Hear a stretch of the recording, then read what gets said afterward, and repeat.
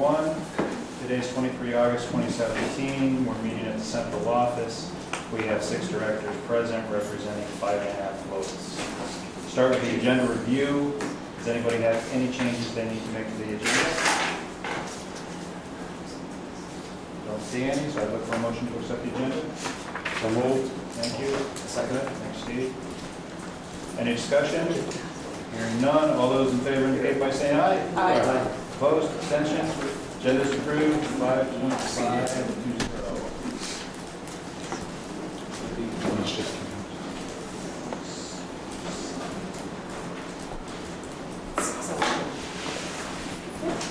Okay, that brings us to the Pledge of Allegiance.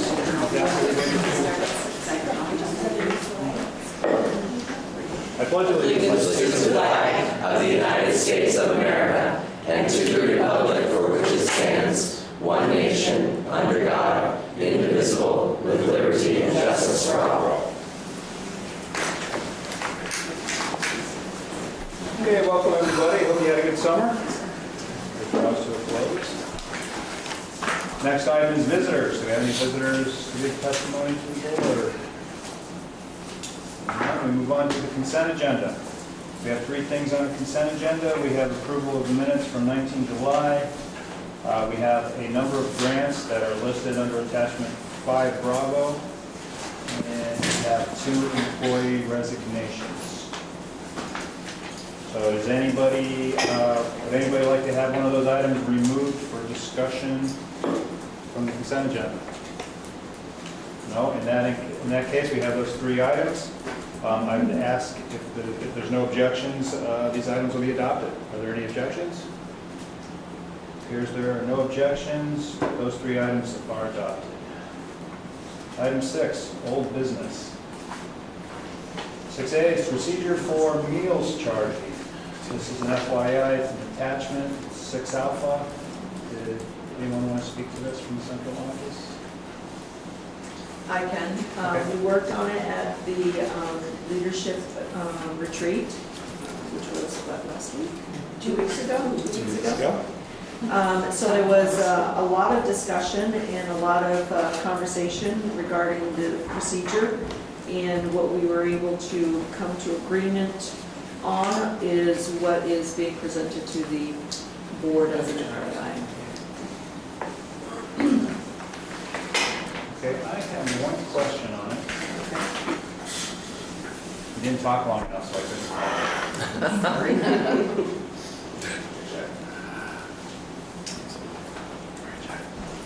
Let's see.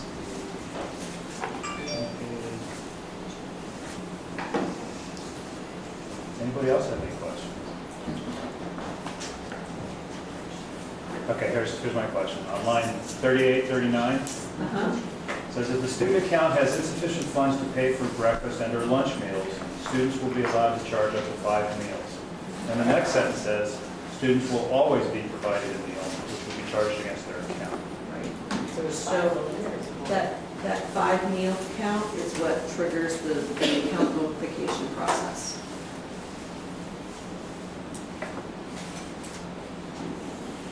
So when they're low. Right. Okay. So when it says up to though, is it after that? That sounds like a limit. Yeah, right, that's right. Then we can change the word out of to. I mean, like, If you tell me that's what it means, that's fine. It didn't That's read okay. that any way to me. yeah, that's what it means. Okay. We also intended that we would never allow it to go without anything. Right. Well, that's what that next sentence says. I just wondered if it was a different kind of meal, that we will always be provided some kind of meal. Okay. Fine. Any other questions on that? Okay. Thank you, Martha. Now we move to item 6B, Secretary of State's uniform fee schedule for public records. This is an action item, and Kathy, are you going to speak to this?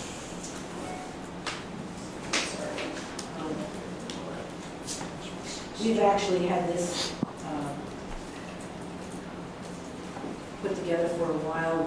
We wanted to make sure it was in place for July 1st, and have been using it, but it is a notice to people, it's a procedure that says that this is the procedure we will use for copying when we have a request for a lot of documents or a whole file or that kind of thing. Do we get a lot of requests for this now? Do we get a lot of these requests? Occasional. It's just kind of to cover ourselves in case somebody wants to phone book. Yeah, it makes it clear what is going to be charged. Sure. for the public.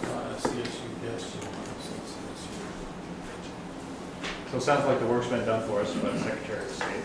The following what the Secretary of State has recommended.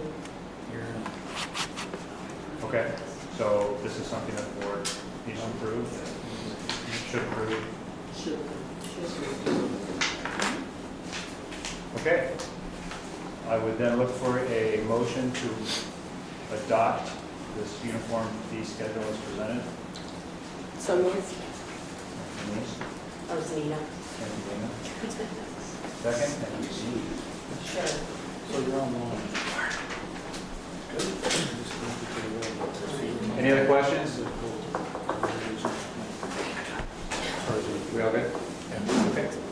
So we have a motion, we have a second. No more discussion. All in favor indicate by saying aye. Aye. Opposed? Abstentions? Approved, 7.50. Item 6C is the Catherine Street building. This is a real estate discussion. I think it probably should go into executive session. I don't believe we need a finding for that, it's real estate. It's one of our reasons. Yeah, just looking for the reason. Is it because of, that's real estate, is that one?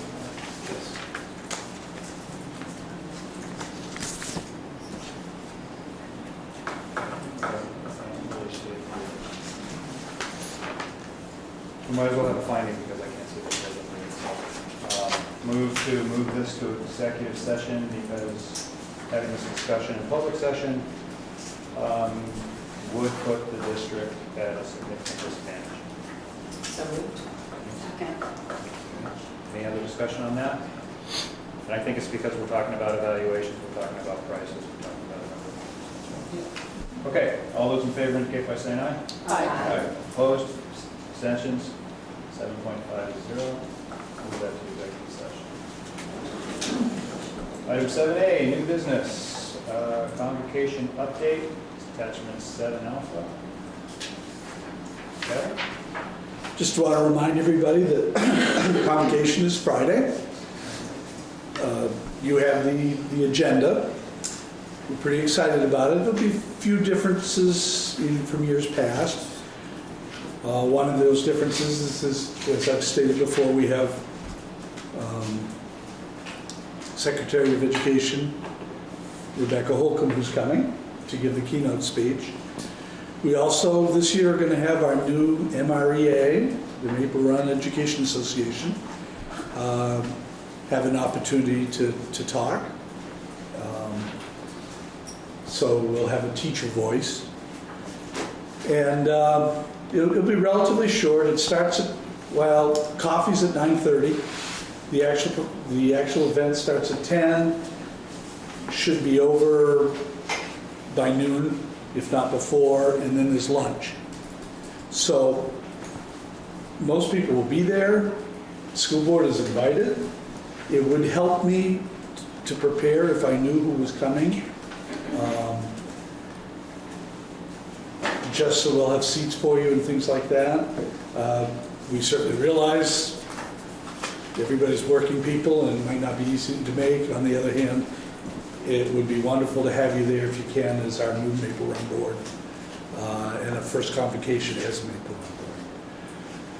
One other little thing we're doing, which Denise probably knows about, is since we don't want everybody sitting for 2 hours, we've actually got Rise Vermont coming up and doing a little exercise activity in the middle to get them moving. So, Kevin's going to be right at the center stage. yeah, sure I am. First. Yeah, Embodied leadership. yeah, I'll be glad to model. We don't have to sing this year, do we? No, you don't have to say that. You embarrassed me last year.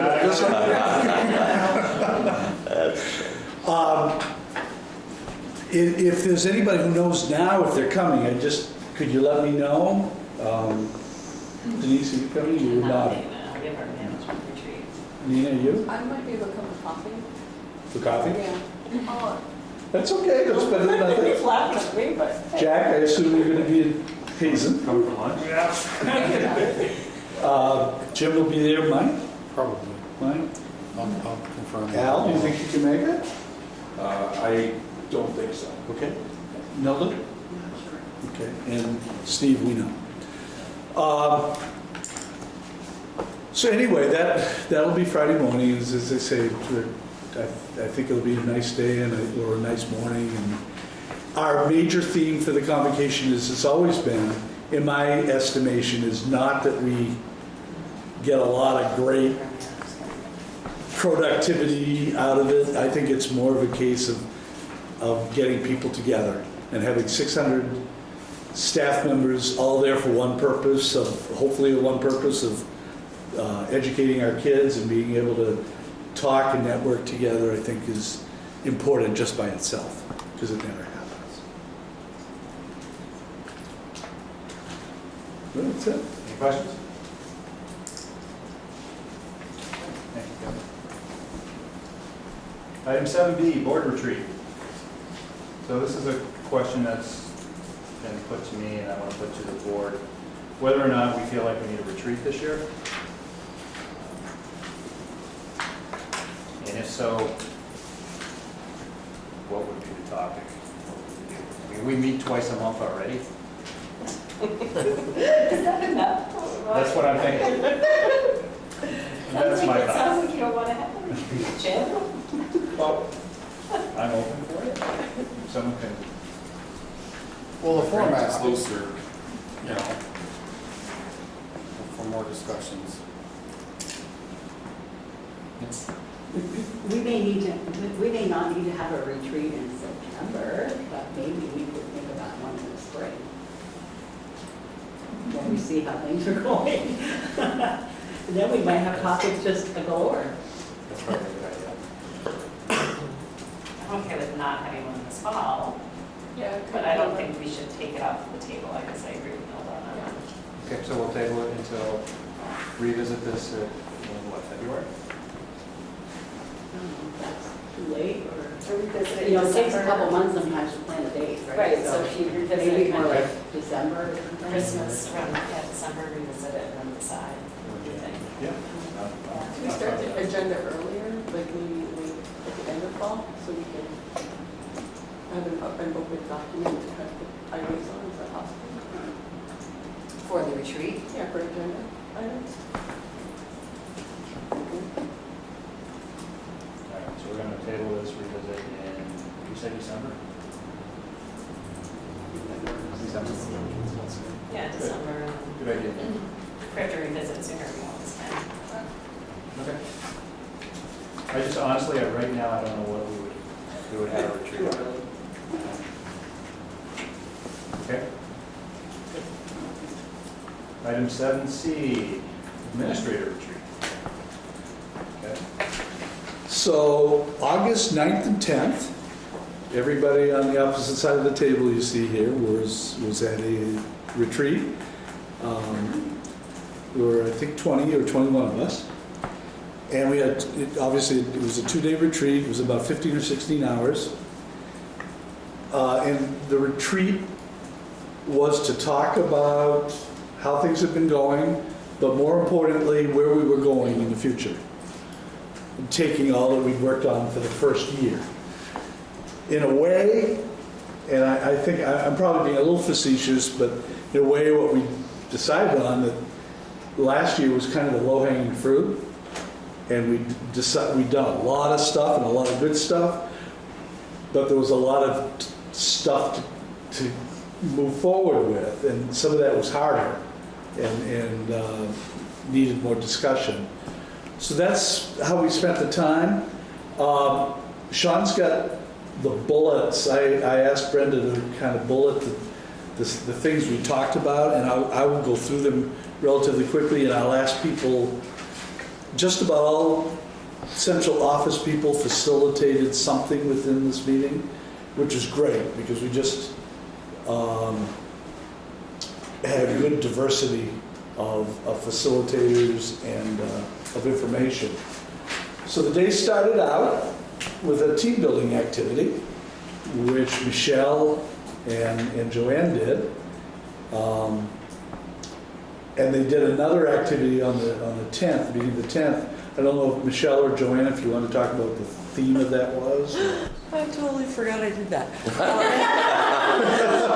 I'm ready to talk about the other piece. No. So Michelle and I got together and we planned some activities that it was really about self-reflection in terms of what do we as administrators bring to this position, bring to the leadership team. So we did some work around that. Like actually on both days, which culminated in being able to take our work and what's important to us and revisited our core values, our mission statement and our core values. So it was just an opportunity to kind of get your head in the place about what's really important to us as a leadership team as we kind of entered into these 2 days. Michelle,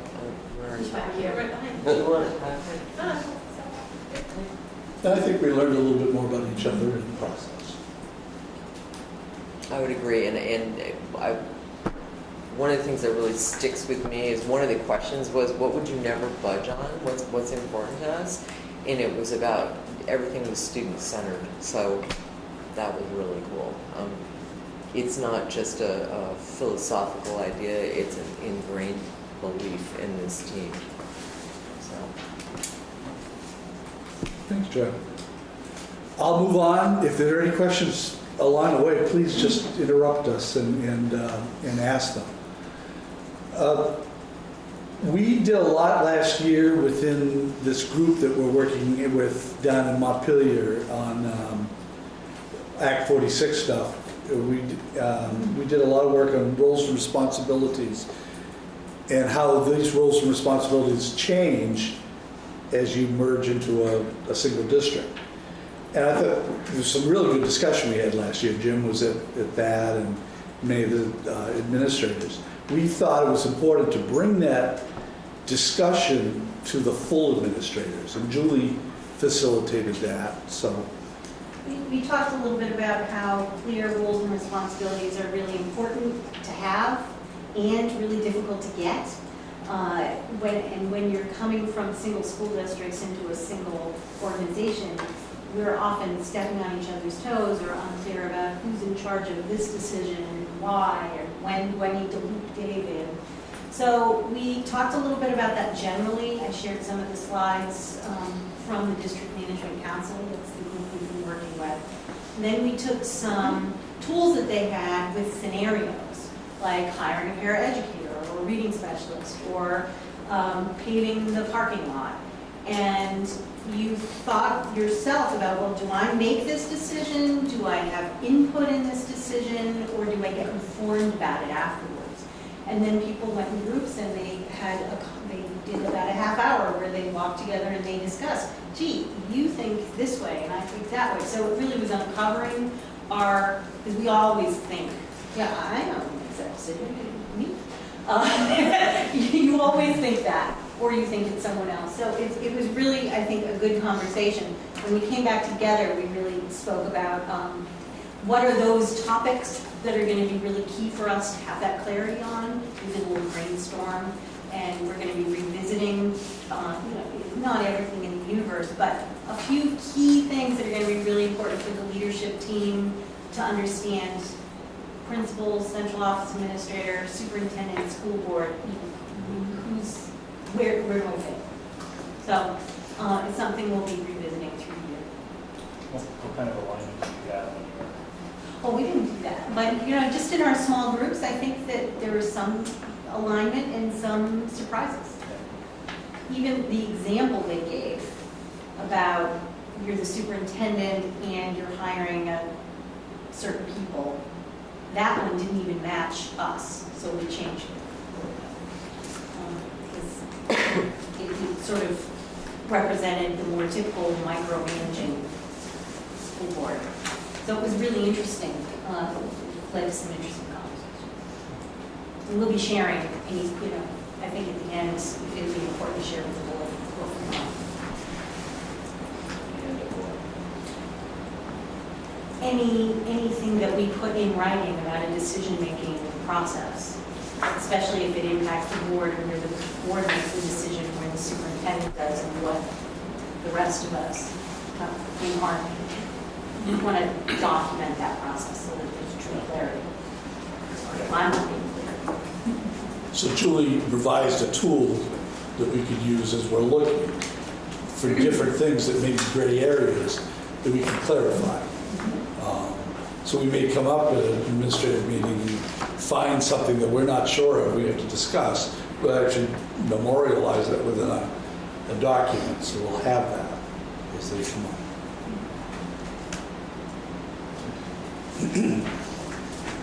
up. Administrative sharing of responsibility. As you know, there's some changes in administration this year with Sean going to Fairfield and Jill being in central office. And having done that led to where we found some gaps relative to responsibility. For instance, Sean can't be doing all curriculum if he's leading a school. Jill could do some curriculum, but there were still things that Sean would have done in the past that we had to discuss as an administrative team to make sure there were no gaps. So other people stepped up to the plate. And there was some really good discussion. So without getting into real high specifics, we made this, we talked about how Sean obviously would be principal at Fairfield. He'd also take the lead on certain curriculum things, such as our monthly CIA meetings, curriculum instruction assessment meetings. He would take the lead on the CFG, our major grant. However, he couldn't do everything. Jill would be taking on much of the other curriculum part, would be taking much of the grant, doing the homeless liaison, coordinator. But then we had certain committees that hadn't been covered. For instance, Sean this next year wanted to do an arts committee to work on curriculum in the level of a... Jason's here. Jason's here.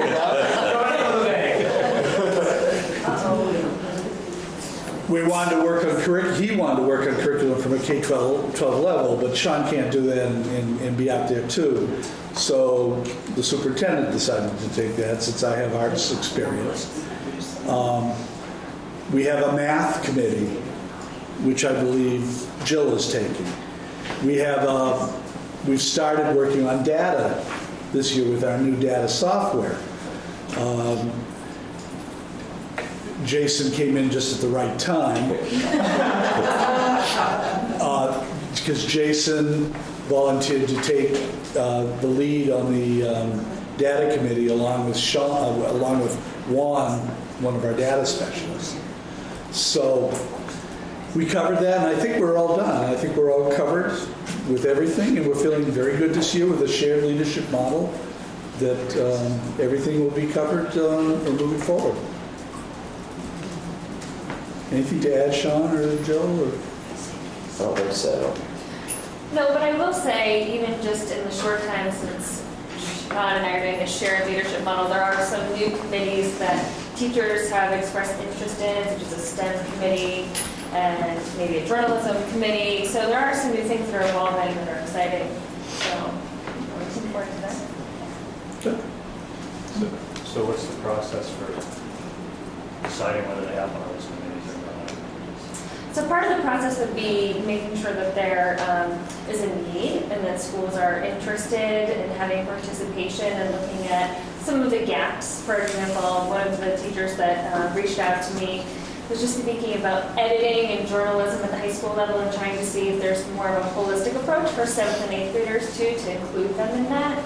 So just trying to build on the conversations that we had started last year, but maybe need to fine tune and create a vision for moving forward.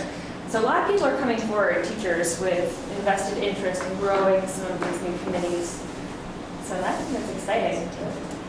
And interested in taking over some of the leadership roles in that too, right? Exactly. Yeah. And trying to reach out to, so for example, this teacher is really interested in getting to know the Fairfield teachers and city teachers and town teachers and doing more of an alignment for 7, 8 and high school curriculum, which is pretty good.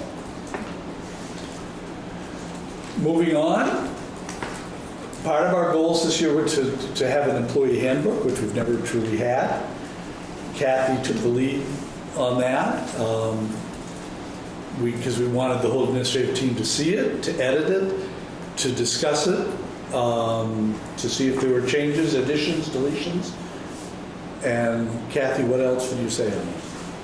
It was about a 35, 38 page document, and we broke into small groups and each took a section, and we had some really great discussions about changes.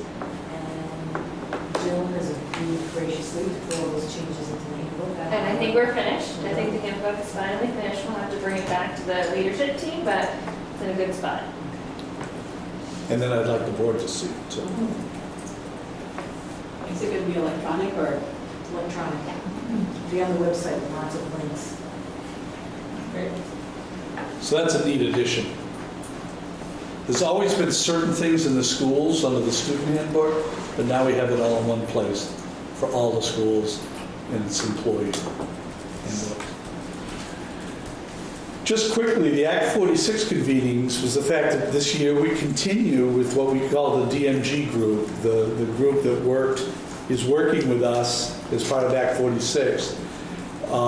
There were 5 meetings occurring this year, and we just set up for the whole year. It was nice to have it all set up where we knew exactly who was going to which meetings. So administrators, we wanted principals really highly involved with that this year, and so we've set it up so there's at least 2 principals in each one of these. Some of them are happening at outside of Montpelier, and some of them are happening right here in district. Investigations. Joanne, I'll just give that one. Nobody wants to touch that one, right? In reflecting about last year and some issues that came up, mostly around hazing, harassment, and bullying, also known as HHB, we wanted to work together to develop some clarity around procedures, some consistency to make sure that we're meeting the letter of the law when it comes to timeframes, timelines, documentation. Where does that documentation live? Does it live at central office? When? So we had quite a few questions, some of which we were able to resolve, and what came out of that, part of what came out of that was that all of the administration really would look forward to further training or a refresher training around conducting investigations. And one of our questions as well was if it's a staff person involved, then who conducts those investigations? Should it be here at central office?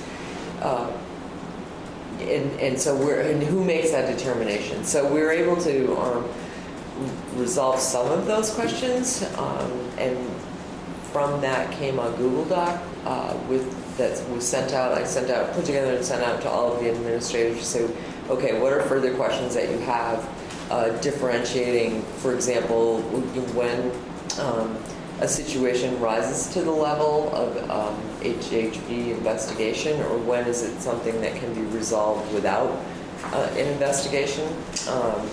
So anyways, we're putting together a list of questions to get with Heather Lynn, to submit to Heather Lynn, and then have her come and do a more in-depth training with us. So. And Heather Lynn is Pietro's wife, who is a lawyer that does a lot of HHB work. She's very good. If you ever get an opportunity to go to one of her trainings, she's fabulous. So, and Do you have anything to add? That's No. I think we're getting closer with consistency, right. which is good. The understanding of process and capital projects have come. Think about it. In years past, when you've had a capital project, how has it been handled? You've done it in your local board, and the principal would come to you and say, I'd like to use some capital money for this or for that. So our discussion was what happens now that we're a merged board? And how do those discussions happen? And who decides how that money is being used? Now that we have one large, or somewhat large, capital funding to utilize. Martha, I'll let you take it from there. So basically, we did this as a brainstorming session as to what should the process be, not really understanding what the process is, what should the process be. And we came to an agreement pretty much across the administrative team. We did some brainstorming as far as what are the projects that are out there that really need to be looked at in each of the buildings. So we had pages all over the walls and one for each building, and we had administrators go onto those pages and write some of the projects that they know right off the top of their head that need to be looked at within the next 5 years. And then we asked them to start taking that list and just prioritize them. And our process, we determined, is going to be that I'm going to create a document that will put all of those projects in one place, and we as an administrative team at our next future admin team meetings go through and discuss these different projects and actually put them in a priority and determine which projects really come first and which ones we need to tackle immediately. And then we'll be bringing to the board our recommendation to what projects need to be happening with the use of capital reserve funds. So that's basically what we came away with, was the understanding that we've got a lot of things in most of our buildings that need to happen. We have a finite amount of money, and we need to prioritize and take a look at and do what we can with the money we have. And once we come to an agreement as to what is going to be the first priority, which could be 2 or 3 projects or 4 or 5 projects, depending on the cost of them, we'll be bringing that to the board for authorization to utilize those funds. Okay, thank you. Well, yeah, I think it would be relatively easy to prioritize at a single school. Yes. But then when you put them together, Right. trying to decide whether, Angela's project is more important than Jones, who's higher priority than Jones, those two are probably not going to agree on it. That's why it's So a that's full the administrative team. difficult part. And so when you bring it to the board, are you going to bring a recommendation, and are you going to bring an actual list and say, this is the list, and this is how we prioritize it, and we think you should spend money on these top 3? Yeah. And the board can still then ask questions about, well, what about these bottom 5? Yes, absolutely. I think it's a good plan. You got it. You got pretty good. Okay. Is that written out, like that process, or are you gonna? Right now, it's rolled up yellow sheets on my Okay, desk, so you waiting for I me got to it. tap it. So yes. That's August. Yes, it is. It's just on a piece of paper, got it, okay. Will that be something that we can see in a typed format at some point? Oh, the process or the actual projects that we? The process that you guys are. Yeah, the roles and responsibilities chart. Well, obviously, it's probably also on big yellow sheets of paper right now. Okay. Thank you. Sean, and Jill, I'll just throw the next one right to you. So professional development days, one of the things that always comes up is that we start filling our beginning of the year pre-planning days and scheduling them up, probably starting in February, honestly. It's a very, very tightly planned time of the year, very busy time of the year right now. And so what tends to happen is we end up with all the stuff that we need to do and other training can't be completed. So for example, if I have a student who might need a physical restraint or seclusion, I need a certification to be able to do that. And when do we provide the 3 days worth of training that it takes to actually get that certification? So Jonah's able to offer it at the beginning of the year, but all of my pre-planning was already taken. So we had those conversations about what are we going to do to try to collaborate to figure out how we can offer these things in a way that allow all employees to access them.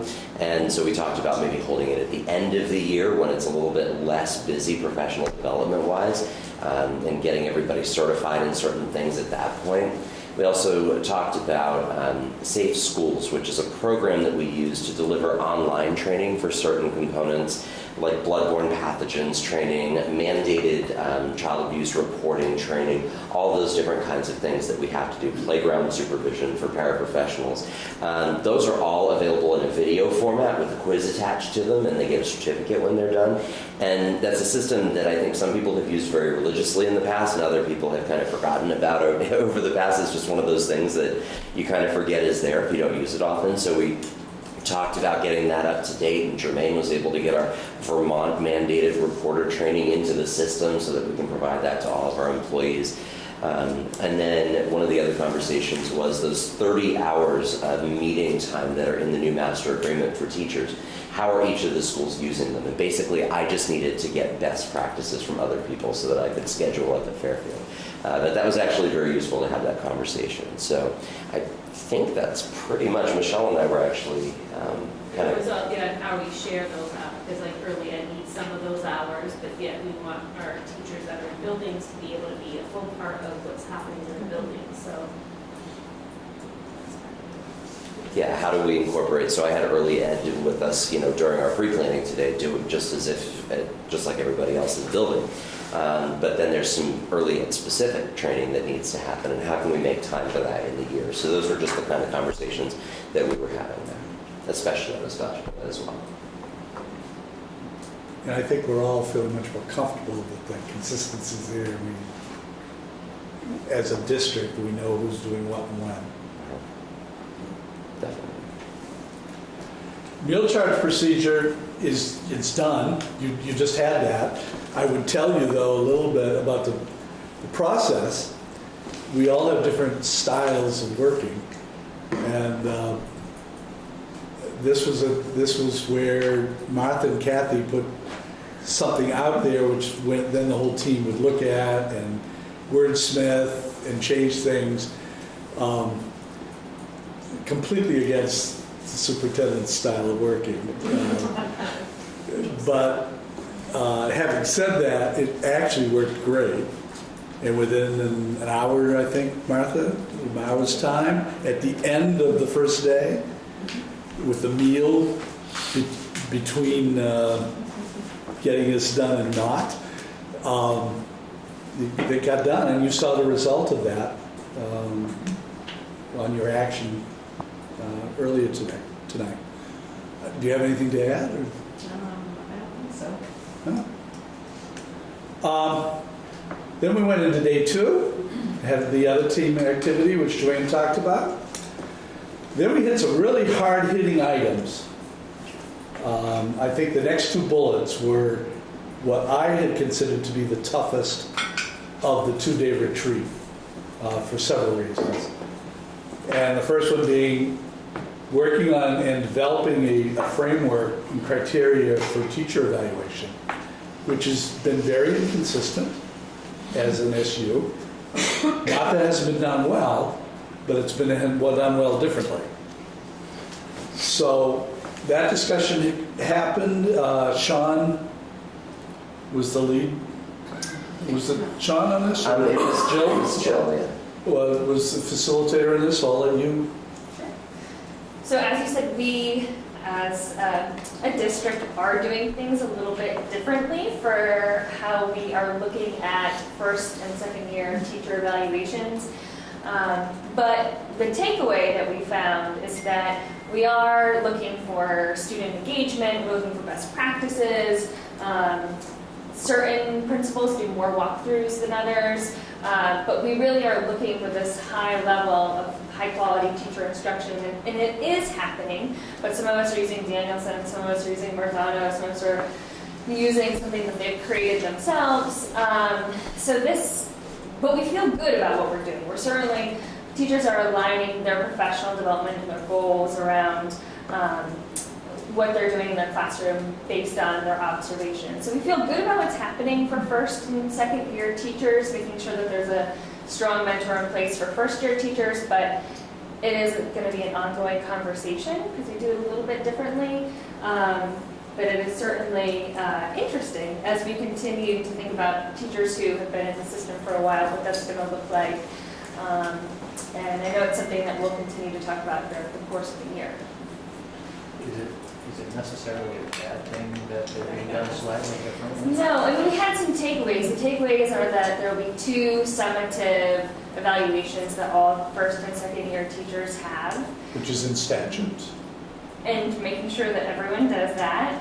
And no, I mean, I think it's creative just in terms of looking at the different philosophies around going into classrooms and what our takeaways are, and we're all doing it a little bit differently, and that's kind of the research part that happened first. So what I did is I gathered that information to bring to the table so that we even had that first conversation around what are we doing, what does that look like, what are our goals, and what do we want to take away from this. So it's certainly, we didn't come to a solution. It's something that I'll have to keep working on over time. But We did agree to components. we did agree to components. Yeah, so certain components, yeah. So we had the two written summative evaluations. Teachers would continue to do walkthroughs. Professional goals would be established. And I'm sorry to interrupt you, just for the board who might not understand some of our terminology. Oh, right. Walkthroughs mean when you go into a school, into a classroom unannounced, maybe spend 5 or 10 minutes. You get a lot of valuable information just in those 5 or 10 minutes, and then write it up or talk to the teacher about that. And you can do walkthroughs. You can do more walkthroughs during the year than you can do like a summative formal observation sometimes. So that would be part of the process. So the walkthrough I got, the summative I got. Summative evaluation. Think of a summative evaluation as, if you're looking at students, as a final exam at the end of the first semester and a final exam at the end of the second semester. It's a summative of everything you've learned. Okay. So what you want to look at is the criteria and the things that happen during the semester that then will be included in a summative evaluation. And which are different? The summative evaluations? The summatives, everybody's going to do the same, but to have a summative, you've got to have the components that you're going to summarize. So that's what we were working on, is what do we want to see in the performance of a teacher? And that's what was a little bit inconsistent. So is it possible then, if the evaluations are slightly different from school to school, that the same teacher might perform better under this evaluation than say under this one? Would they get different results? Well, I think the main takeaway is you're still looking for best practices, and it's really about the reflection piece. So I know, so Joan does a lot of work, and Angela and Shonwell and early childhood, and at the high school level too, of working with teachers. So they can set goals themselves, and that can help align with professional development. It doesn't necessarily mean that it would be punitive if you were in one school versus a different school, because you're still looking for high quality instruction. It's just the mode of obtaining that information just looks a little bit different depending on where you are. Okay. And yes, the summative might look a little different depending who is the evaluator. No different than if one teacher gave an exam and another teacher gave an exam, they wouldn't look exactly alike. The whole idea is to keep it as consistent as possible, with best practice being the major part. At this point, there's no desire to change anybody's teacher evaluation for year 1 or year 2 teachers, to keep kind of their systems the same, the way that they're evaluating. I think that our main takeaway was that principals like the tools that they're using right now. However, it was a brainstorm and some new things were brought to the table in terms of even having an electronic device for walkthroughs when you're popping into classrooms just to see how things are going, climate, culture, community over time. But an immediate need to make one evaluation tool is not something that we came away from at the retreat. Okay. Thank you for that clarity. Okay. Just curious, the walkthrough, is that considered a really critical component to assessing then? And if so, if one school does more than how many walkthroughs in any given year to assess to help come up with the first one might give you a benchmark, and if you just happen in on a bad day, you go back pretty routinely to try to catch them on a good day? I mean, just... Well, the main goal is to be familiar with that teacher and the teacher's teaching style. And so some days are going to be, things happen. Right. And so, I mean, it's about just consistency, getting into the classrooms, knowing your teachers, knowing different learning styles, knowing the students. And so walkthroughs are being used differently everywhere. But Michelle can speak to the template that they've been working on, which is in a digital form, which is excellent. And so just by having this conversation, we can start to see what other people are using, which is something that hadn't been addressed up until this point. So you could even Well, and I like to use it because it gives me the opportunity to give teachers feedback, like on a regular basis. So even if I'm in their room for 15 or 20 minutes, I can quickly send them some information about what I saw, any questions I have, some kudos. And it actually came out of Franklin Northwest, so Jack was there, George Raynack, the tech director, and Brent Kuhn was the assistant principal at the time, created this, and I had just made it relevant for early childhood.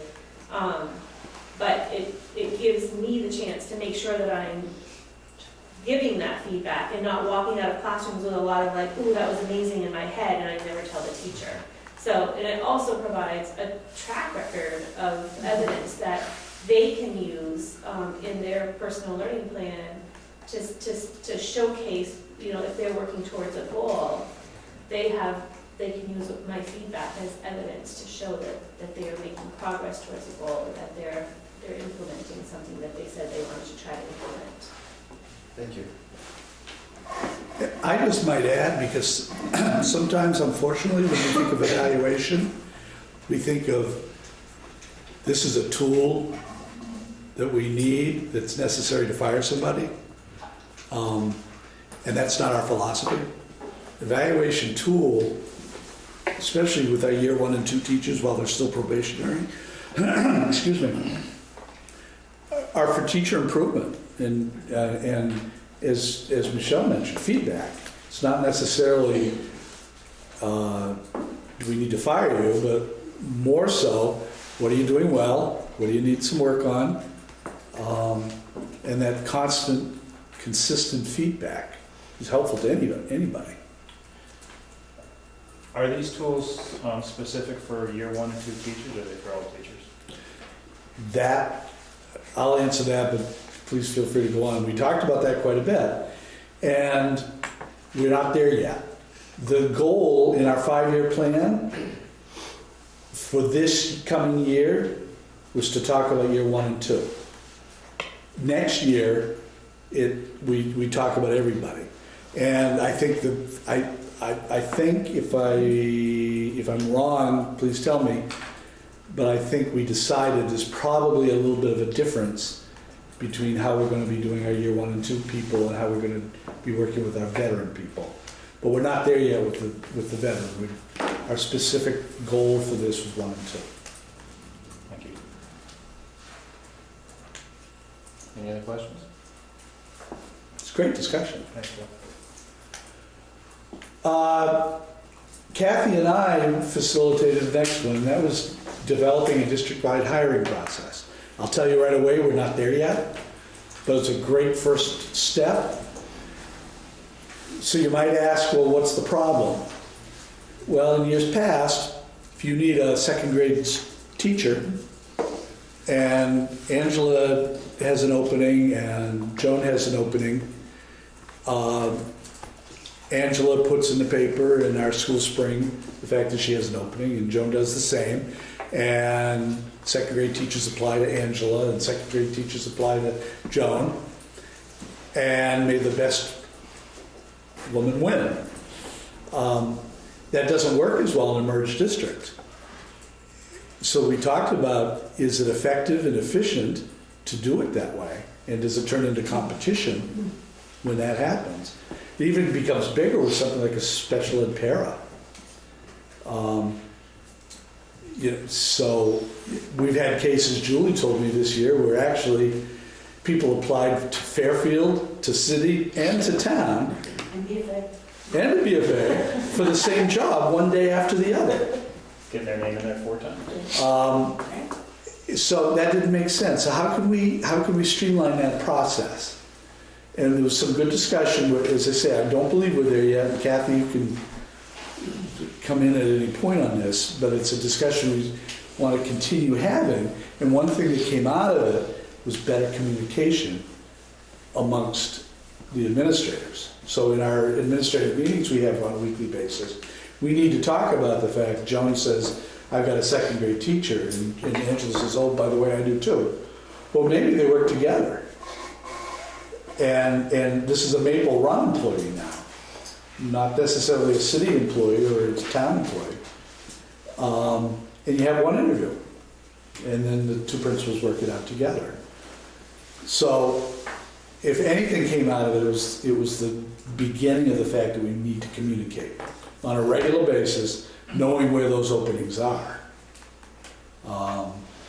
and working from there. We're not done with that, but it was a good start. Would you add anything to that, Kathy?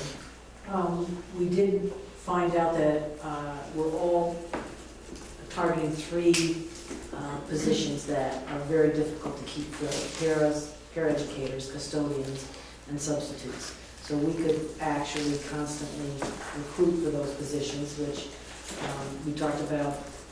We kind of brainstormed some ideas about how to do that, and we talked about some recruiting strategies, including a job fair or getting in on some of the career and job fairs that other agencies and institutions run. Johnson State College, for instance, runs a statewide career job fair. Making sure we bring information to the admin council about openings so that everybody's aware of what the openings are, so we don't step over each other and both post a second grade position. And we know what we have, and we work on it from there. Yeah. That's why we're still discussing it. Well, I mean, even no matter how well you work together, there's still going to come a time when everybody wants the same person. Yeah. Going to have to dole out like Maple Run dollars, and I'll have to bid on them. That's an idea. We also talked about, a lot of times when that's the case, you also want the person to come and stay. So where the person wants to go is just as important. And that happens right now within a school. Within a school, when you have an opportunity, like when we have an opportunity to have multiple teams and we find somebody, it's like, oh wow, we want that person. No, we want that person. I mean, that's a normal thing, and then you've got to kind of work with, okay, so we want the person to come, stay here, and be happy, so that they last a long time. And so it's kind of letting them weigh in a little bit on what they're looking for as well. Because we talked about that that's something we just expect. It's really not that big of a deal.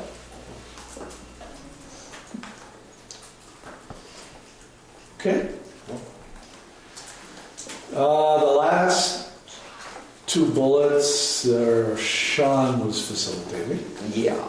So common local assessment system is basically how do we come together as a district in assessing students in ways that allow us to look consistently at children's performance. So as an example, let's take a writing assessment. Every year, we would like to assess student writing 3 times a year. We would like to assess different types of writing, so narrative writing, opinion writing.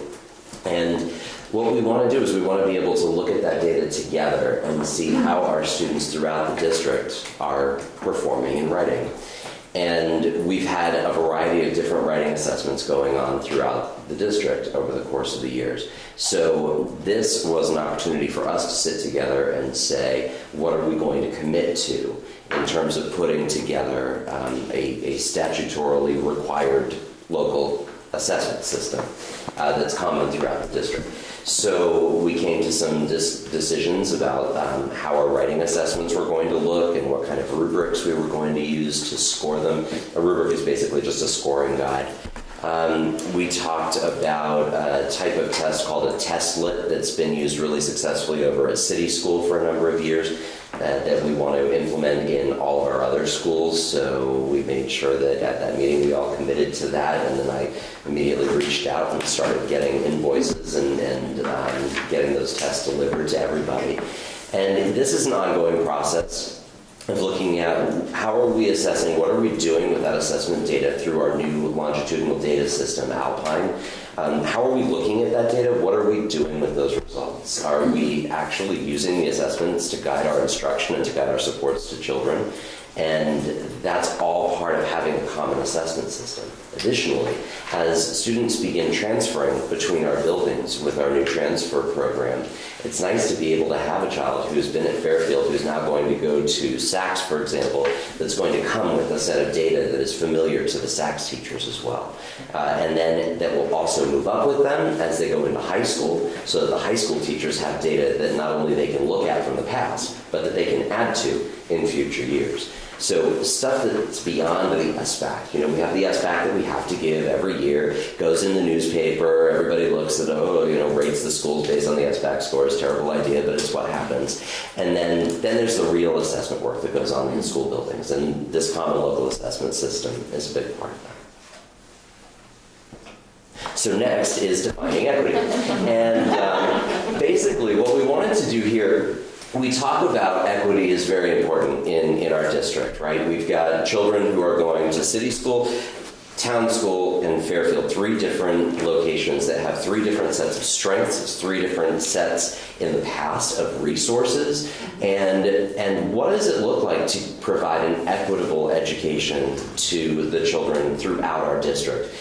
So that, one school doesn't, Fairfield obviously is going to have the reputation as the best school, and that's not what we're looking for, right? We're looking to see what are we going to be able to do together to make sure that we're providing the best possible education to everybody. So what does equity mean? And we did an activity where we started looking at different definitions of equity. Because equity doesn't mean equality, and equity doesn't mean fairness. Equity means that, to us, removing barriers to an education and making a high-quality education obtainable for every student. And so we did an activity where actually at the beginning we started writing down things that we thought might be inequitable. So we had big posters and we were writing down, that driveway gets repaved and this one doesn't. That's an equity issue. We have new textbooks and ours are from 1978. That's an equity issue, right? And then we started thinking we had the discussion and the definition of equity, and then we went back to those posters and kind of looked at them and said, is this really an issue of equity? And if it is an issue of equity, that's something that we need to start figuring out how to address right away. And if it's not an issue of equity, take it off the list. So kind of coming to a group consensus about what that means to us in a unified district, and actually coming up with some of the items that we need to address in order to provide that equitable education. And that's going to be shared with us at some point? Yeah.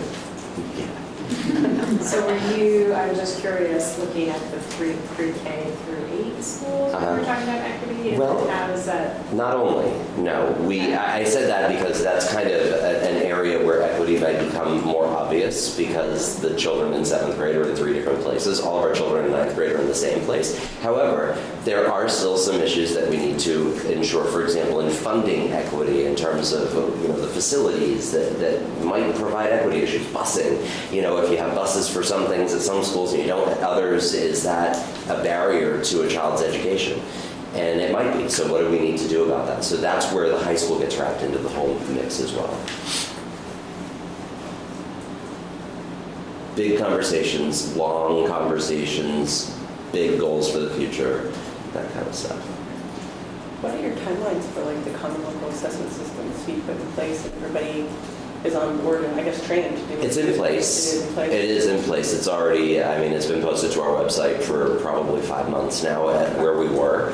And then where we are now, that just needs to be updated. So we're just going to update it as time goes on. And we're just, I mean, that's one of those things like on the 5-year plan where curriculum is kind of listed as ongoing forever and ever. This is kind of one of those things as well. It's not something you ever get done. Have you already started it or is it to start this year? The common local assessment system. So there were some pieces that were in place, but we had never codified that. So for example, we all give the kneecap, we all give the SBAC, we all do, what's the insurance? Well, the insurance weren't necessarily all being given at a certain point, so that we kind of. Oh, Fountas and Pinnell, which is an assessment of student reading ability. So PNOA, which is a number assessment that we do. So you're not looking to reinvent the wheel, you're just looking to do something else in addition to. If we need to, and the common local assessment system basically says what we do right now, and it puts it in front of us, and then if we see a glaring hole, then that's where we're able to say, well, we probably need to get some data. What can we use to get good data? But is that in all the schools though? I mean, you can see a gap in like this school, okay. Yep. It's all the schools. So for example, every school is going to now be doing the same type of writing assessment every single year, 3 times a year. And that was very different in every school building. Now how will the teachers get trained on that, I guess? So that's going to be sort of principals and faculty meetings and sitting with teachers and, showing them. The rubrics that we're going to use, for example, in the writing assessment have been around for many, many years. They're very, very tried and true, good and simple scoring keys. And that's something that we just need to sort of sit down and talk to the teachers about to make sure that they, because they've been using rubrics, but they've been using rubrics that are like Lucy Calkins rubrics, which are a little bit more detailed in some different ways, a little bit bulkier perhaps. So we just need to talk to them about how that kind of aligns to what they've done in the past. Are you going to, I guess, roll this out as a phased approach, like try a couple things, get some feedback? Because it's not, it's getting more of trial and error or something like this, maybe? We know it works. Yeah, I mean, using a rubric, Oh, okay. using a rubric is teacher practice. Mm-hmm. It's not like using a writing rubric is going to be something that's going to make teachers go, oh my God, I don't know what to do. Every teacher who's ever been to school to be a teacher knows what a writing rubric is. And you can look at a writing rubric, the scoring key, and you can say to yourself, okay, well this one's about mechanics and grammar and vocabulary, and okay, so this, and it gives you little descriptions of what each number means. So if you're going to get a 4, that means all of these things. If you're going to get a 3, it means this. So really, I mean, it's not a difficult thing. So it's been posted for 5 months. Have you got any feedback? Like, No. It's like another thing when teachers might say, oh no, another thing I have to do this year. I mean, No, have you because got anything like that? it wasn't an added, nothing was added in the one that's been on there for 5 months. Okay. It was all basically a status update. What are we doing right now? And that's kind of where we started, and that's where we started seeing, well, we have a need to do something consistent in writing. And that's where we came to the agreement at the retreat. Okay. So we'll throw that out. Now, I don't know what the teachers are going to do when I say to them, hey, by the way, when we do this assessment, we're using these rubrics. I mean, I don't know what that's going to look like. I don't think it's going to be difficult or challenging to them because they're actually simpler rubrics than the other ones. But that's all kind of part of adjusting and adapting. Okay, thank you. Yeah, no problem. And I just might add, because Sean alluded to this already, since he did work on getting a common data system that we're working and putting together through Alpine, which I talked about, Jason was going to help lead this year. It's kind of ineffective if you don't have consistency in your assessments. And we've never had that. You have never seen around this table or in your local boards a data system where you can look at consistent assessment data throughout, except, of course, with the SBACs or kneecaps. In the future, we'll be able to see that. And that's exciting. That's how you inform instruction, is by looking at data. And that's how we can come up with district-wide priorities. How are our students performing in writing? Okay, if they're not performing well in writing, then what is it that we need to do and what do we need to look at as a district? That's kind of how Math Studio and the math work that they're doing at City School that we're doing this year came about. We looked at the SBAC data, we looked at the data that we had, we started thinking, okay, math was not something that had very consistent results. So what are we going to do to help change that? And that's where we came up with the ideas of doing Math Studio, consolidating programs so that we're using similar programs in some of our buildings. That's all part of how you start giving yourself direction in a bigger picture way. And then the teachers can use it in a much more micro level, looking at their individual students and what individual needs the kids might have that we can address. Good question on the back to the equity. So what's going to be the output of that? I mean, are you going to have maybe it's a question for you, are you going to bring forward a list that says, okay, these are the things that we need to address, these are our immediate equity concerns that need to be addressed, and here's how we need to address them? Is it going to be something along those lines? I mean, what's the purpose of the exercise? If we're not We started the process of figuring out where those equity issues were.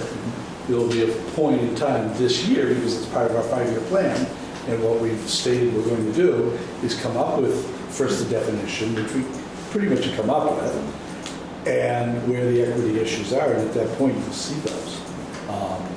Because then we have to decide how we move forward with those equity issues. That's the part of it. But one thing I didn't make clear enough, everything you saw on this page, these 2 days, came directly from the 5-year plan. And that's why that 5-year plan is great for us to have, because it steers us in the direction we should be steered. And we're keeping right to that plan, right, including the years that things need to be done. And I think this year, our task with equity was to define equity.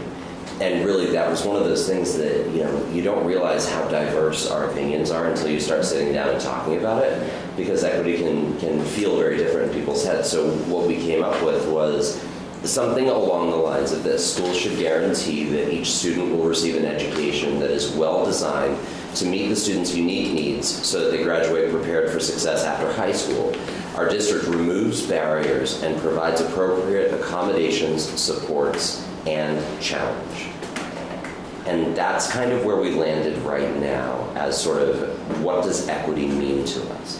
And so through that lens, as we looked at all the other issues that we had on paper, some of the groups were like, no, this does not meet that definition of equity anymore. This is not an equity thing, this is maybe a fairness thing. This is not an equity issue, this is just finances, there's nothing, and it doesn't impact students' opportunities. So we've defined it, and we're going to be refining that definition because it doesn't flow very nicely right now, but we're going to be refining that over the course of the year in the CIA curriculum instruction assessment meetings. And then, of course, the next step is looking at what are those inequities and what can we start working on, what should we start working on right away. Okay. So in the parking lot, just very quickly, these were 2 things we did not get to. Well, one of them is part of our 5-year plan, the discussion about the future of pre-K. So that's what we'll be talking about in future meetings, but relative to the future of... I'm laughing because I just realized we're parking lot now. It's not a little It's not sitting out in your car. We get to it. Yeah. So we will be on discussions there and how we integrate pre-K into the buildings a little bit more efficiently and effectively. High school transition is something that is a really major issue with Chris Mosca, and he's kind of taking the lead on that. Where we talk a little bit more about how do we make the transition between 8th and 9th grade smoother for all students. And what can we do and what technique can we use? And we didn't get to that, but it's something, certainly, it's not in our 5-year plan, but we do think it's important, and we're going to move forward with it this year. And that's it. Good. Nice job. Sounds like a lot of good work. Okay, let's move on. Agenda item 8 is other business. We have the warrants are attached for our approval. We have 3 here. I'd look for a motion to approve these warrants. So moved. Thank you, Nina. Second. Thank you, Jack. I have a question. Does the person that signs the warrants, like Jennifer, whatever her name is she really the person that signs, or do people sometimes sign for other people? No. She actually reviews the warrant, and when she's done reviewing it, she signs. And then Because if Amanda I signs have it, and she's the treasurer. Amanda signs it, and she's the school treasurer. It just looks like the signature was very different from one signature to another this time. No, it's absolutely the person signing it. I have a question. I don't know if you can answer it or not, but I'm just looking at, I think you might have. It's the payment to VHI. The what, I'm sorry? VHI? Uh-huh. So we have a health program and a dental program. Uh-huh. Is that like a quarterly payment? No, that's a monthly payment. Yeah, so it's pretty. It's for, yes, for 600. Yeah, that's the one. For employees, yes. It's a monthly. 600,000. Expensive. Okay.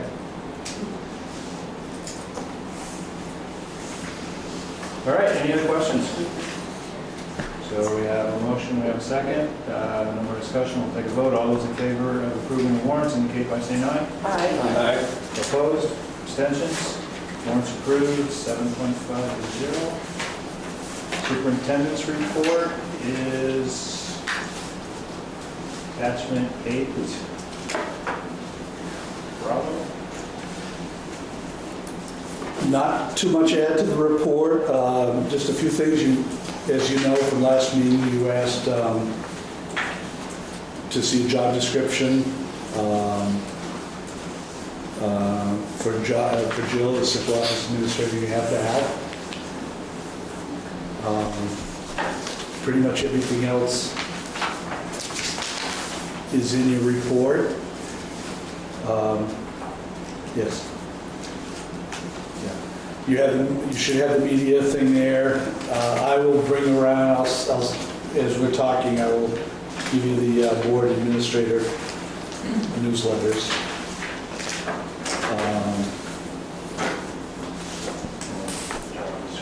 Let's see. Can you take as many as you need? I have one last thing, unless there are questions. Some of us always have conflicts and things with meetings and whatever. Sometimes they're big things like birthdays. And today we do have a birthday. So we'd like to wish Angela a happy birthday.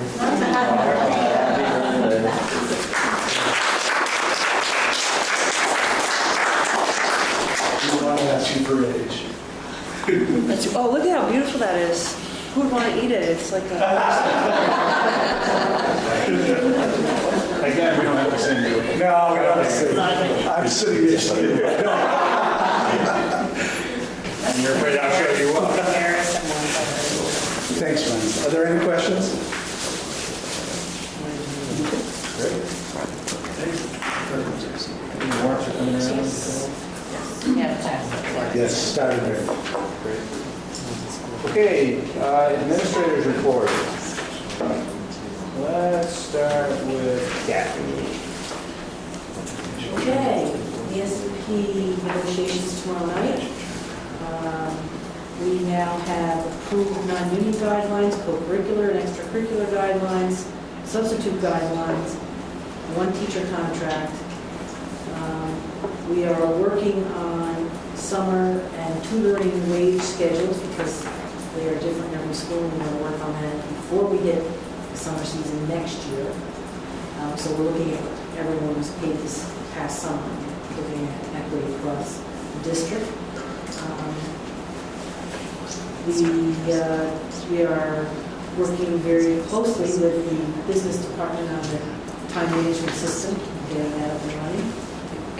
And the employee handbook will be ready for you to look at next morning. So a lot of key cards. Yes. We still have, Association of Anything, we still have the issue of the side letter that they'd like to see. Yes. Discuss about the Easter March. Yes. How we're going to work that. I might also add, for people who don't know, we will be missing Kathy for, we're told 4 to 8 weeks, as of Friday, who's going out on a hip procedure, and we wish her good luck. And we're going to miss her. She's still having Not for 2 weeks, don't email. Might not like your response. How's that different? Can't you call him like Albans? Just kidding. I'm just kidding. Okay. All right, Julie, what do you got? So, busy summer, getting ready, hiring staff. We're really excited and pleased with all the staff that we have been hiring, still continuing to fill some support staff positions. Now that teachers are coming back, we're having lots of meetings with families to get ready for the new school year, getting paras ready for the time management system and getting everybody trained with de-escalation and restraint, those who need that. Want to thank all of the principals for their cooperation with all of that. Had some interesting, I'm going to be meeting with special educators, not during in-service, but after school. We're going to try this year and get everybody together, all the special educators pre-K through 12, so that we can learn together. And we're pretty excited about that. A couple of the highlights we want to talk about are the Andrew case, which was a Supreme Court decision that happened last spring around the definition of what a free appropriate public education is and how schools measure that. That resulted in a memo from Rebecca Holcomb with some recommendations about how IEP meetings should be held and how data should be collected and reviewed. So I want to make sure that teachers really have a good understanding of those recommendations. I have some data to share with them, to share with you. We, in the spring, just got our something called child count, which is how many children are eligible for special education. It's a point in time. It runs all of our data. Ours increased pretty significantly from 476 students to 521. It has been increasing over time, but we saw quite a jump. As a district, we're up to 20% of our children and students are eligible for special education. And that does reflect what we see in our community. We actually saw the largest increase in the area of preschool age children. And I think I consider that to be a good thing, for catching children eligible early.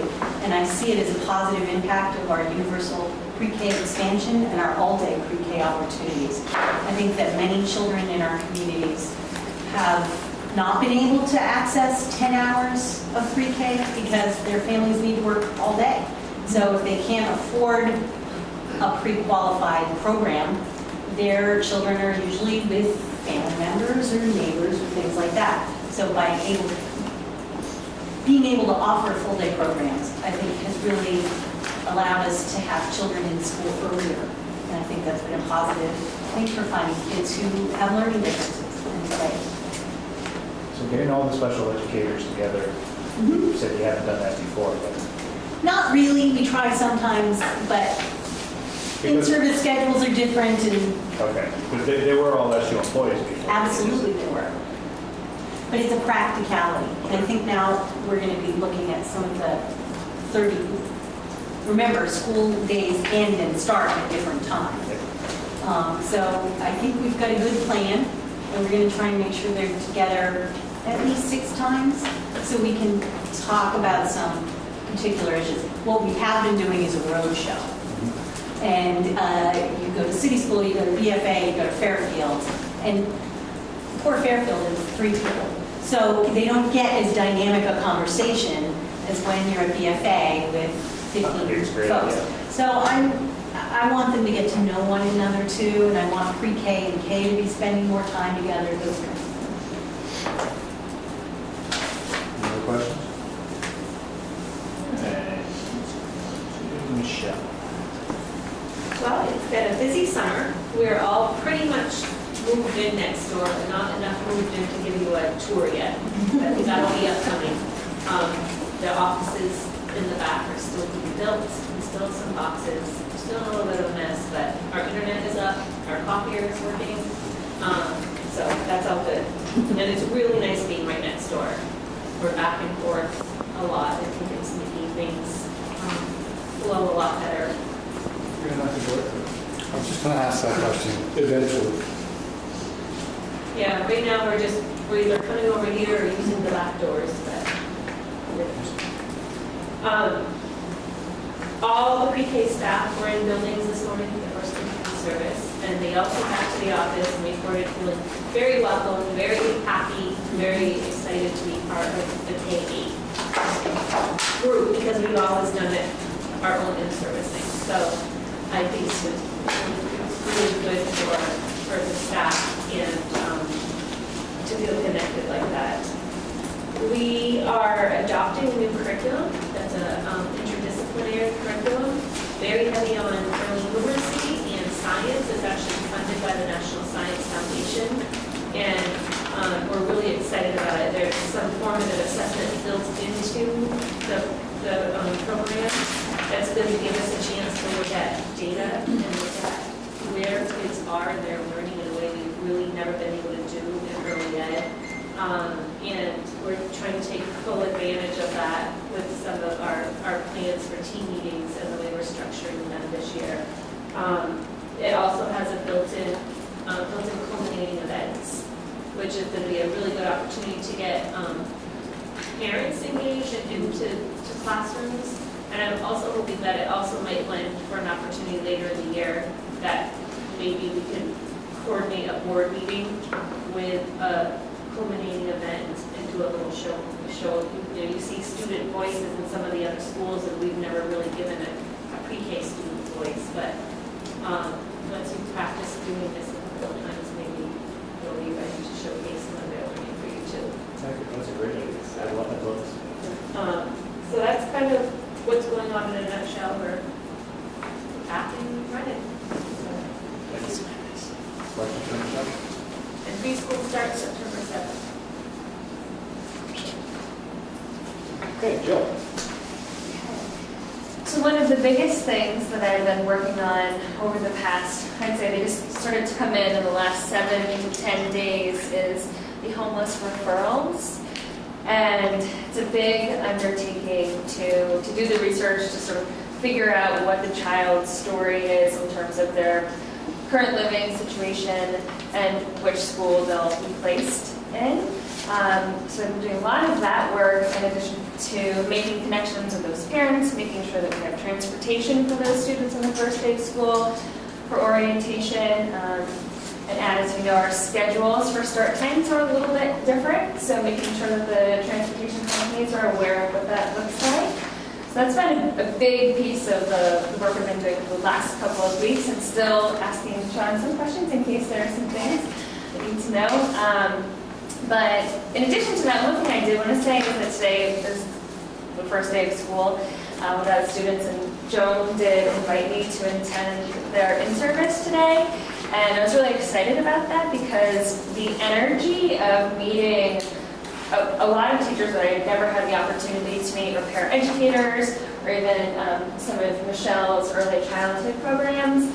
And I got to participate in the conscious discipline professional development that was offered tonight, and it was really inspiring. And I hope that that's something that we can continue to talk about as a district, and committed to attending all of that training with City this year. So that was really special. That was the highlight of my day today.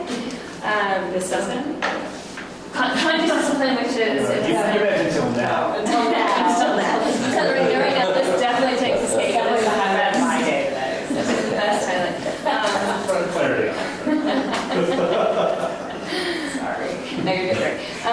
And then today, actually, Kathy and I, she's been teaching me quite a bit. As you know, she's going out for her hip replacement, and so I'm learning all about HR. And we went in today and helped paraeducators and other support staff that's hourly wrap their minds around this new time clock system and what that looks like. And they actually, we went in there, we divided and conquered, and we got everybody into the system, taught them how to not only use their badge, but there's a finger component, which is very tech savvy.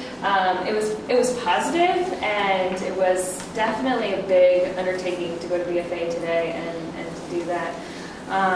And just in addition to that work, starting to familiarize myself with other leaders of committees that Sean has started, and also scheduling when we're going to meet and what that looks like without overwhelming teachers, because I know that they're just coming back to start the school year.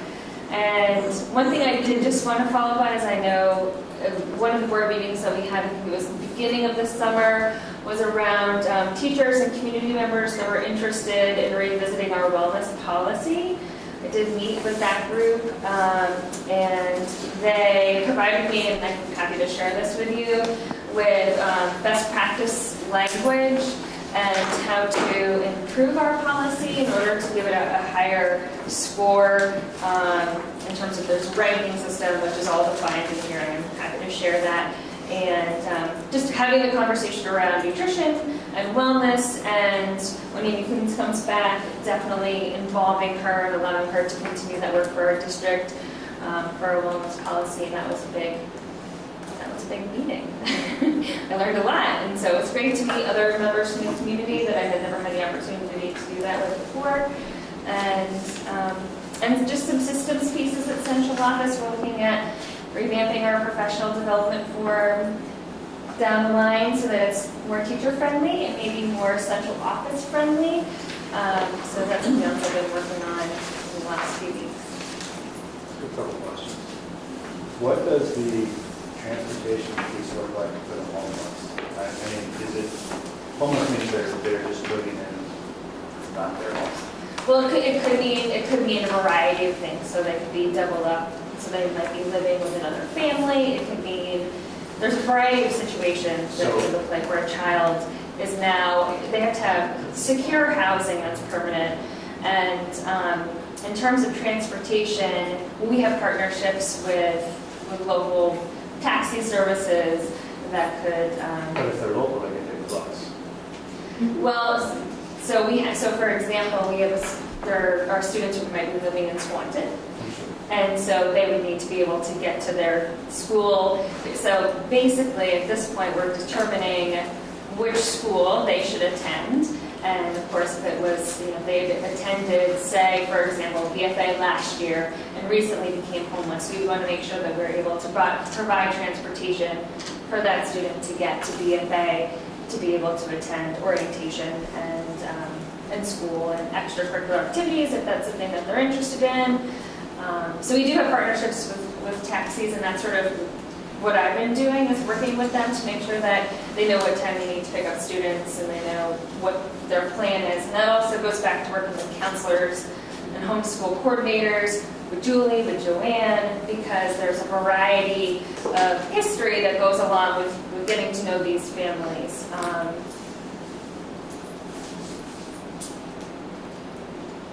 Go ahead. You can ask any question and I'll try to answer it the best I can.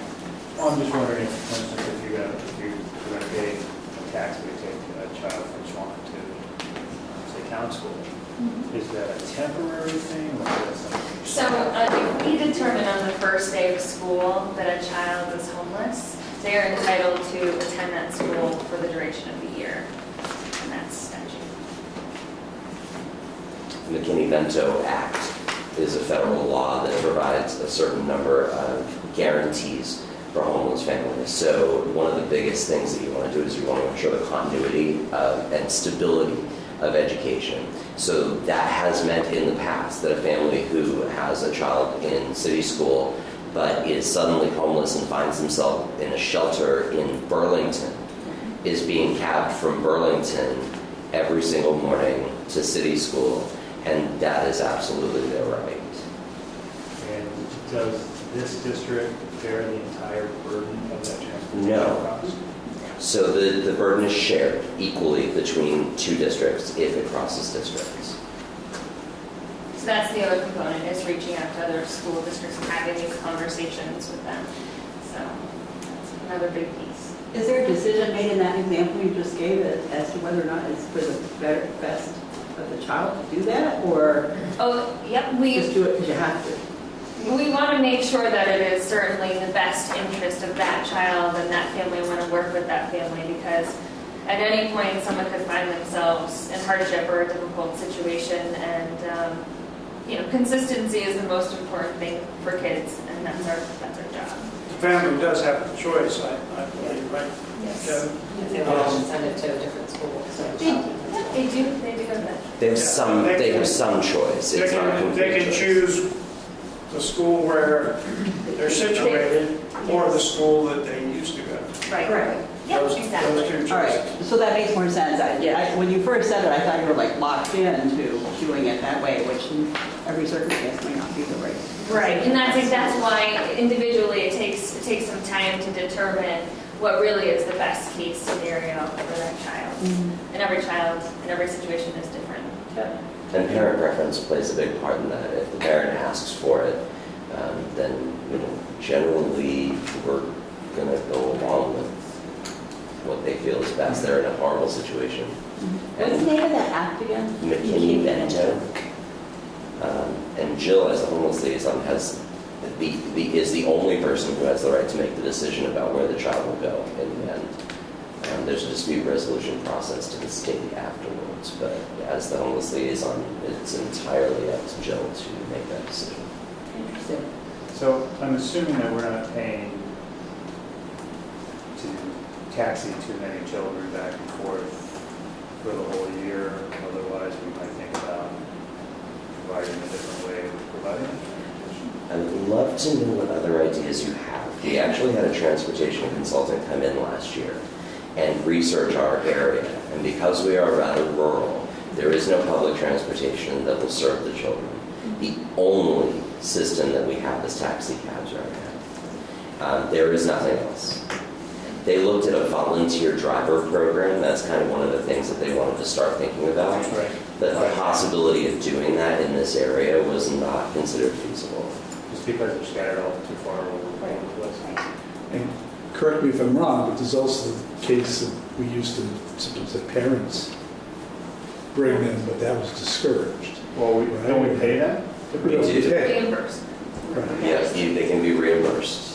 And then, of course, in the past, sometimes teachers would stop by their house and pick them up, and that's not a good idea. Well, I mean, if you were toting 3 kids back and forth from Burlington for different schools, 3 cab rides, you did it all year at some point. And actually that, okay, so a scenario that I will change to protect, families is a family that has children that go to 2 different schools that start at very different times or get out at very different times and maybe have extracurricular activities because they have a right to those extracurricular activities as well. You can't stop that. So 2 cabs in the morning, potentially, maybe 1 in the morning, but in the afternoon, 2 cabs going home. And sometimes with very young children. Okay, now let's stop talking about it. Yeah, please. Continuity of public education. Yeah. It is, the outcomes for kids are, the evidence is very strong that educational stability is the most important thing we can do for our kids. And that's why this federal law is in place. And it's the law. It is the law. The other thing is, Joe, you mentioned that there was a finger component to the time fund. I was going to say, that's nothing new. Oh, She meant fingerprint. okay. Biometrics. So, right, it's a dual system, so we have you're very punchy today. There's just a system, it kind of reminds me of, say, if you use your thumb to unlock your cell phone. So it's just it's double verifying the identity of the employee.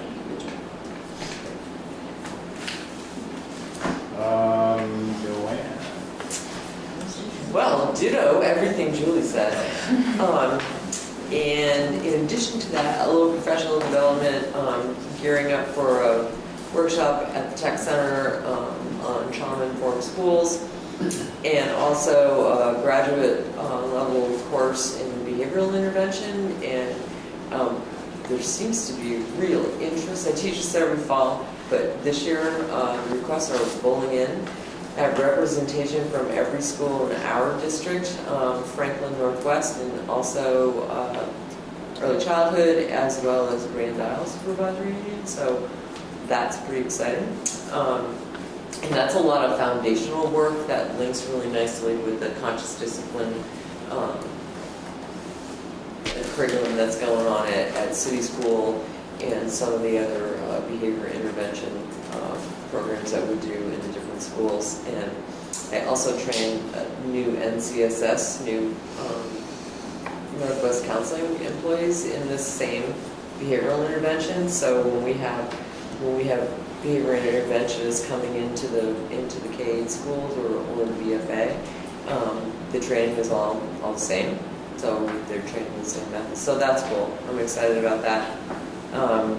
And then I will continue my community partnerships this year with the local interagency team. Julie and I are talking about whether or not she might like to take over truancy.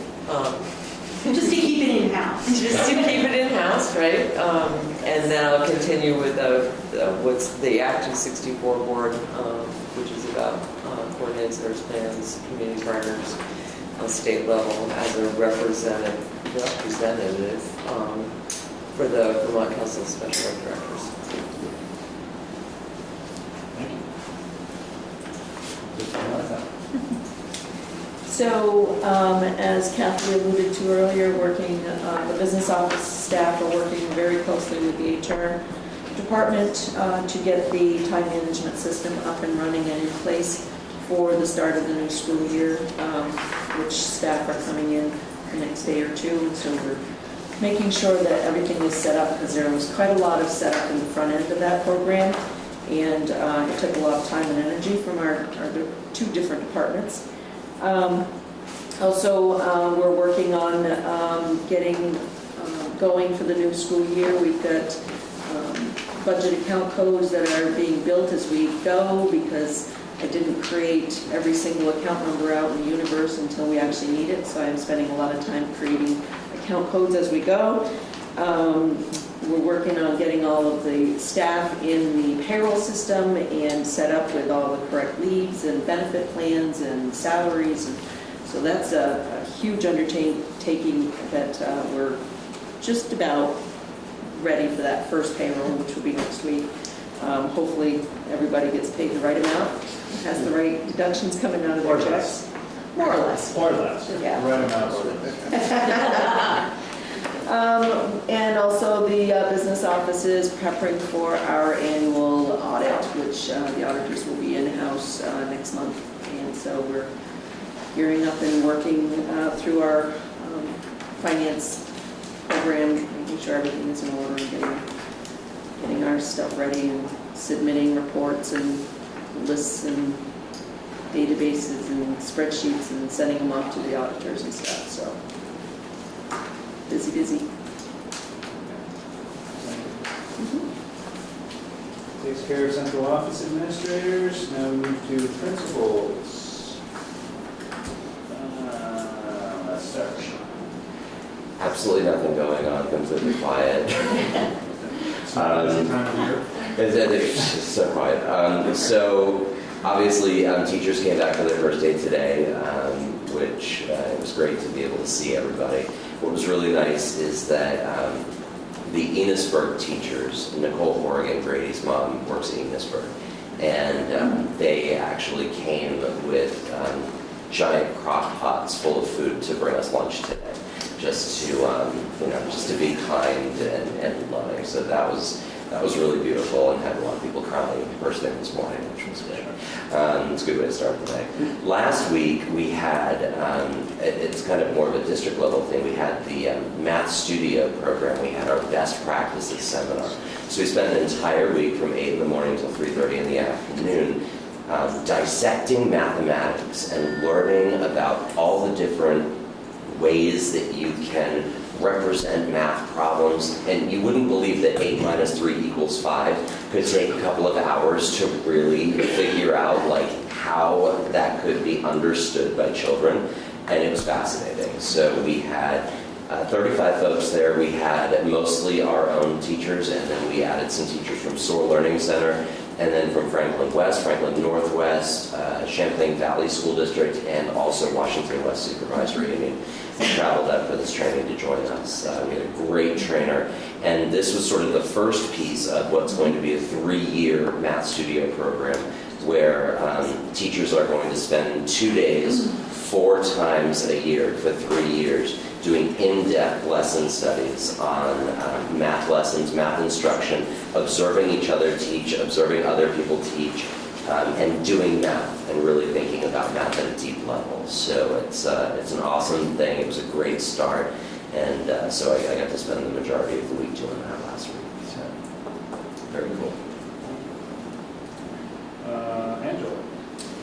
So we were also involved in the Math Studio last week, and Jason and I were both participating, as well as 12 of our teachers, so made up like almost half of the whole group. So it was really excellent, and looking forward to implementing that with our staff this year.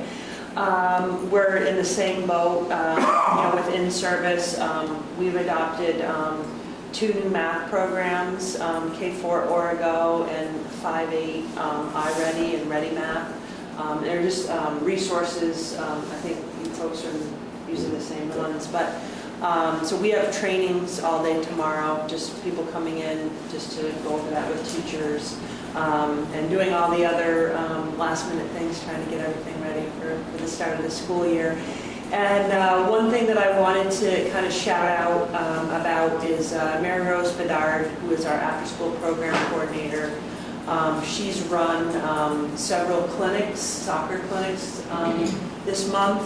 And in case you weren't aware, she's involved the BFA coaches and players. They've come and helped run the clinics with the kids. And then tonight she had one, and she invited soccer players from all across Maple Run, all the different schools, the kids from the school. So it's just a nice example of showing, trying to, get the kids started a little early and get them some skills and working together, across the district. So I just wanted to thank her for that. And then one of our first and second grade teachers, and they've had it out on Facebook, but they're offering a parent night before school. So next Tuesday night from 6:30 to 7:30, we've invited all the first and second grade parents in, so the teachers can meet them and hand out information and talk and just kind of answer questions. And so anyway, it'll be a nice event. It's kind of a unique thing that they decided to do before school starts, because first and second grade sometimes you have questions or you're wondering about schedules and things, so I think that'll be helpful. I don't know if there's much to add after all that between Sean and Angel. There's not much left to say. I will piggyback real quickly though on that idea of collaboration, and it relates back to athletics and after-school activities. And today, Mary Rose and over, she met with the new athletic directors at City School and spent about 2 hours just talking about how they're doing things. And next, they're all going to reach out to the new athletic director in Fairfield and just try to come together around how can we do things so that people don't always look and go, oh, it's so much different in one than another. They're all our kids. They're all going to be Bob Whites and Comets someday. And how do we give them similar experiences? And yes, still have kind of the fun rivalry, but we're all in it together. They're talking about doing making sure everyone's at the soccer jamboree that State Tech hosts every year, and so that sounds like they're going to do that. But then also, how do they branch out into basketball and do some more fun kind of athletic things like that? So it's just that idea of collaboration coming from the ground up, from the people who are really with those kids and seeing them shine in some ways they might not. And that's great. Solar panels are looking good, by the way. They're all over this. I talked about that last month. I didn't want to rub it in. I was trying to get Dave going. I know. Your time will come.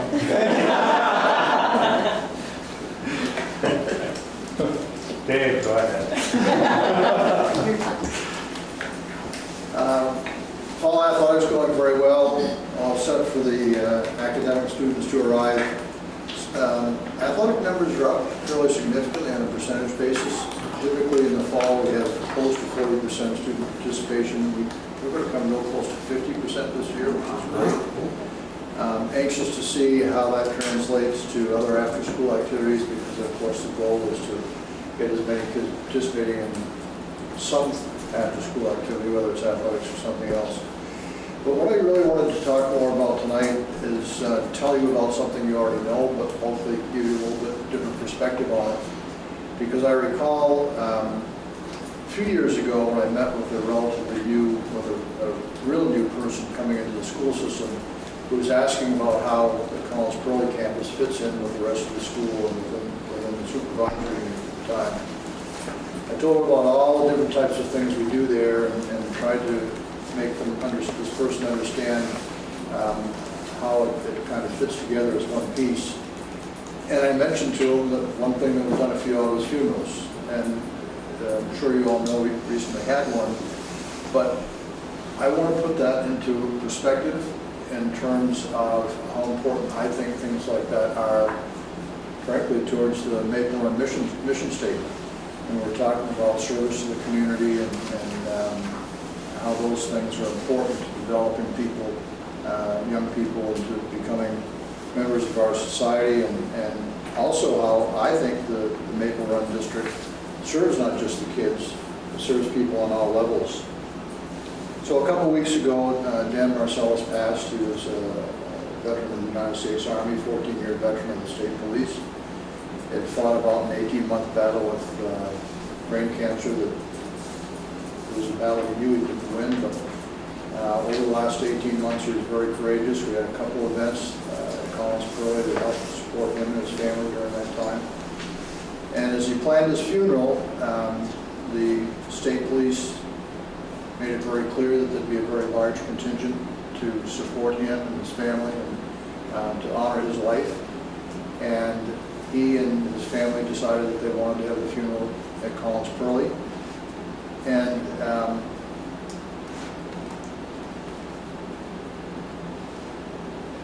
the lesson that we learn and the thoughts that we display, the message that we send when you send off someone like that in the fashion that was done, are lessons that I don't think can be taught in any other way. Why is it important that I mention it to you? The reason it's important because if you just think, well, it's a funeral, it's nice and it's good, and we're glad we did it, that's one thing. But again, I like to put it in perspective of the mission statement. And most importantly, what I wanted to do today is I wanted to make sure that you are all aware that we do things like this at your Collins Pearly campus because you allow that to happen. There are a lot of schools or a lot of districts and so on throughout the country who try to close their campuses down to everything other than exact school needs and exact school use. And I think that the community gains a great deal by what you allow to have happen outside what benefits kids absolutely and directly. And I applaud you for that.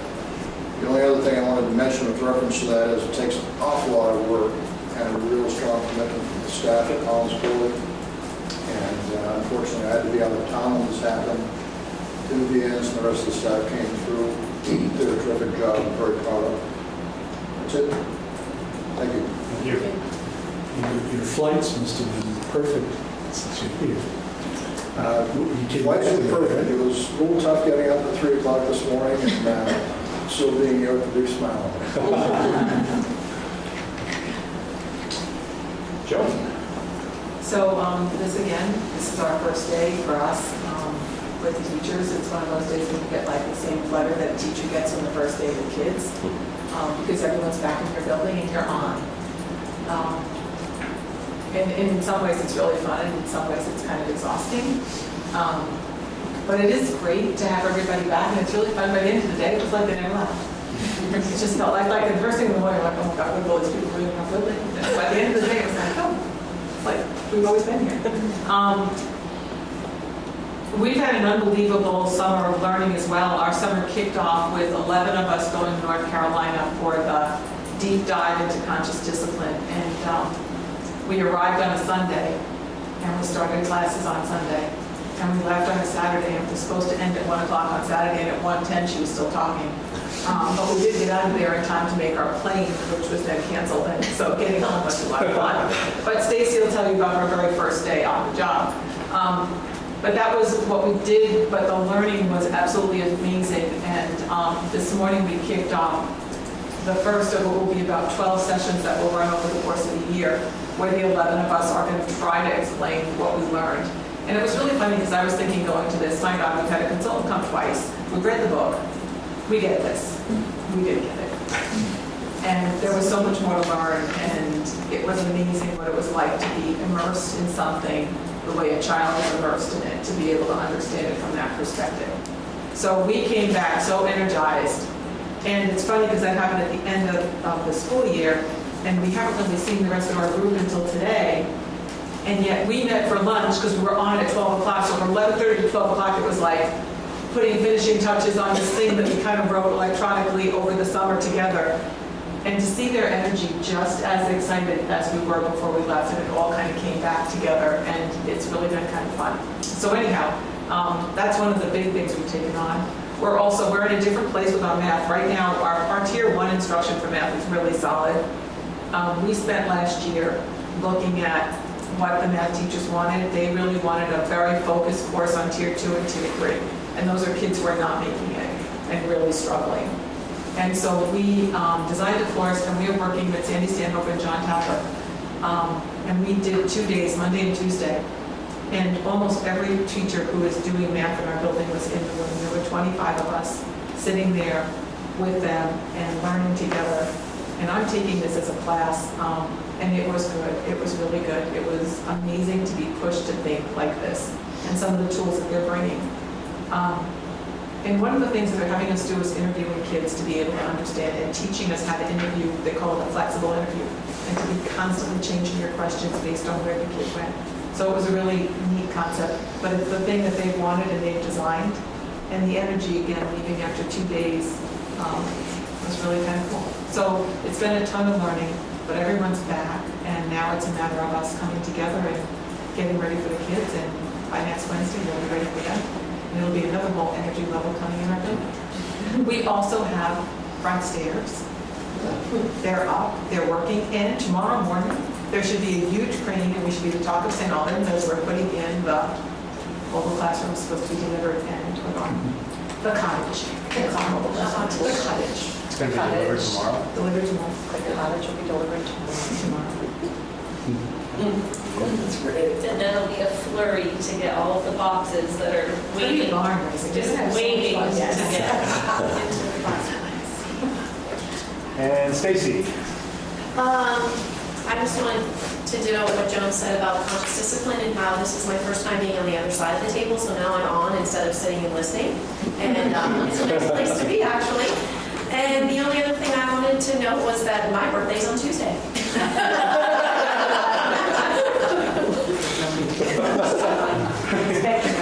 We'll get a couple of Fact. Yeah, you kind of set the bar. Yeah. Okay. I got everybody, right? Okay. That brings us to agenda items for future meetings. Mike Malone contacted me. He might want to add a discussion on transportation on buses, on stops, but we'll see. Negotiations will certainly, we might have a, who knows? We have mediation on Monday. Tuesday? 20. Tuesday's the 29th. Monday or Tuesday? Monday the 28th, 6 o'clock. Monday, 28th. That's a great day.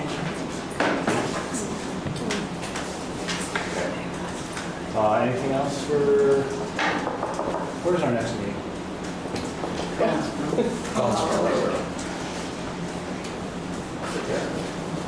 Anything else? In that case, I would entertain a motion to go into executive session to discuss negotiation of a real estate purchase for this building. And we can go into executive session voting on 1 VSA 3132. Shall we look for a motion for that? Second. Any discussion? Hearing none, all those in favor indicate by saying aye. Aye. Opposed? Abstentions? Executive session, 7.5 to 0. Thank you, everybody.